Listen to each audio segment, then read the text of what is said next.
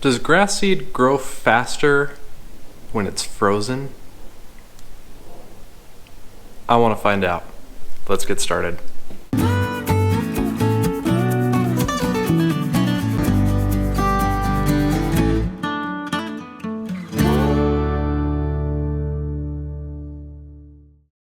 So I've got 2 flower pots here, some potting mix to use as the base, and I've got 2 bags of grass seed. I have GCI Blue Heat, and I have this seed here, which is the seed that I planted in my backyard. This is actually the same blend that is my entire lawn.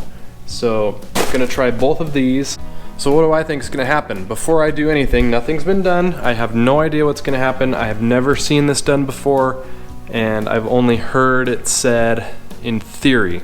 So my guess, and I'll tell you why, but my guess is that the frozen seed is gonna germinate faster than the room temperature seed. And the reason why I think that is because seed germinates when it gets warmer.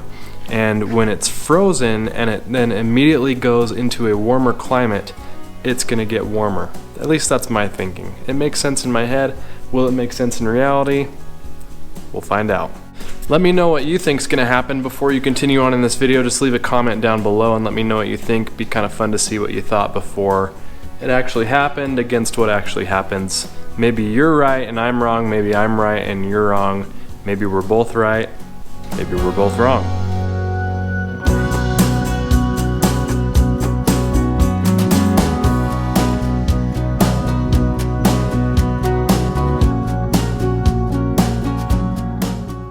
So let's throw it in the freezer, the ones that are going to be frozen anyways, and I will see you tomorrow.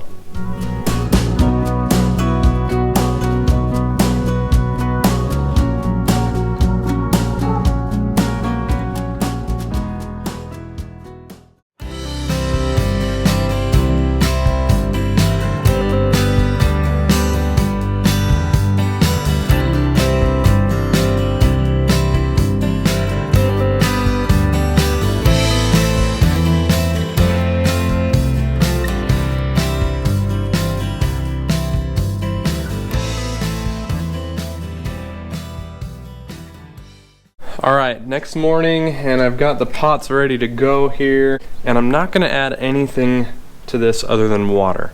Not going to do any fertilizers, nothing. It's just going to be straight water, grass seed, soil. And I've separated each pot in half, so you have a not frozen and a frozen side. And they're all labeled, everything's ready to go. So the first thing I'm going to do is go ahead and plant the dry seed, the not frozen seed here, and get that done, and then I'll go ahead and pull the seed out of the fridge, put it directly in so that there's no real carryover. Not sure that will really make a difference, but I want to go directly from the freezer to the pot.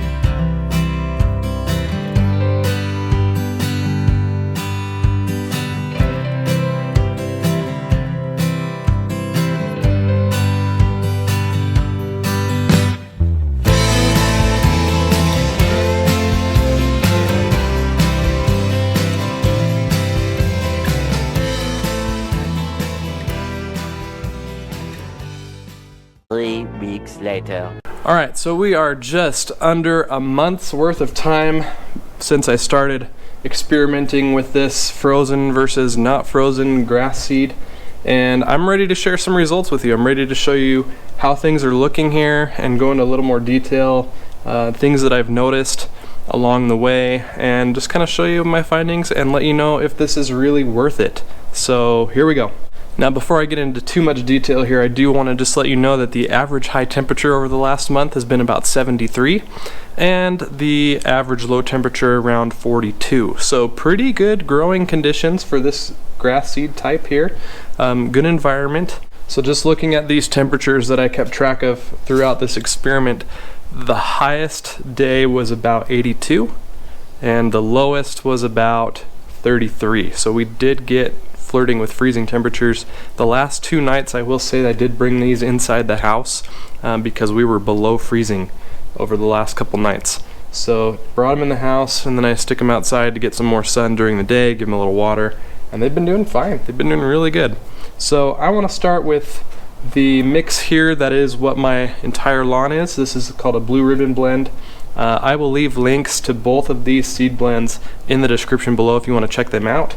Now on this side here is the seed that was frozen prior to planting, and on this side here is the seed that wasn't frozen prior to planting.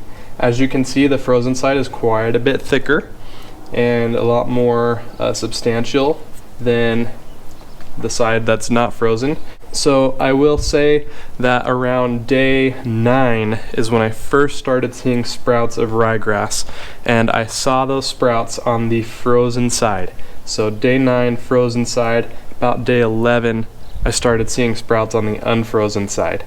As far as germination goes, they probably honestly germinated around the same time, but I did see sprouts a day or two earlier on this side than this side. This is the GCI Blue Heat blend. This is purely Kentucky Bluegrass. And as you can see, the frozen side is a lot thicker, a lot more full than the unfrozen side here. Both sides, interestingly enough, germinated and showed sprouts on day 11. So I thought that was really interesting.